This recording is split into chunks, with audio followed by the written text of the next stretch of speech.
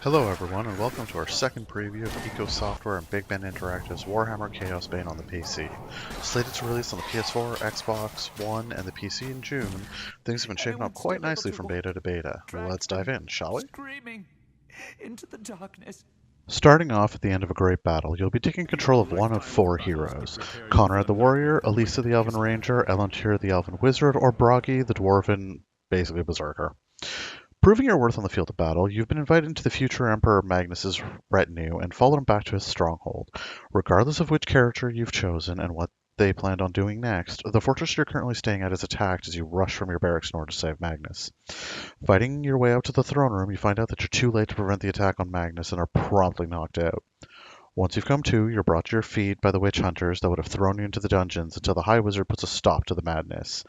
Taking you under his wing and putting you under his command, he sends you out to uncover the truth behind the attack and also find a cure for the future Emperor. Chaosbane is a mission-based, top-down, action-based hack and slash. Each mission will have you and up to 3 others head out and kill vast amounts of enemies in an area spawning off of the hub. One great thing is that there's never a shortage of enemies when you're out on a mission. The crowds of enemies are just so much fun to group together in order to take them all out in one glorious battle. Unlike some other titles, even if you're surrounded doesn't mean instant death. Maybe it gets close to it at some points, but Chaosbane is designed to give you that satisfactory dungeon crawling crunch without always have to worry about spamming your potion buttons.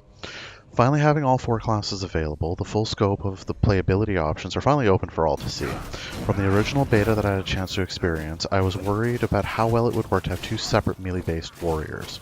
Having now taken both out, there's no need to worry as the 2 couldn't be more different from one another. Starting off with Conrad, you'll be fighting with sword and board style that allows you to plow right through into the thick of things and then bash everyone in reach while basically tanking all the hits. Bragi, by comparison, is designed to leap forward and smash into the enemies and keep moving as he can take much less of a hit. For ranged options, you have either the physical or magical attacks. With Elisa, you can roll around firing off loads of arrows or sling knives around wide arcs in order to mow down enemies before they can get in close.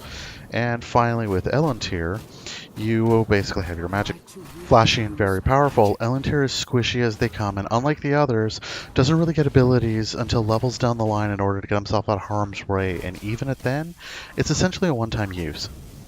In terms of performance, I've seen just about 0 issues when running Chaosbane off of my laptop. My laptop may longer be top of the line, but it still has a GTX 1060 with 16 gigs of RAM running on an i7 at 2.6 GHz. Maybe the amount of enemies on screen will slow down older computers, but as long as it's something built in the last few years, it should be good to go.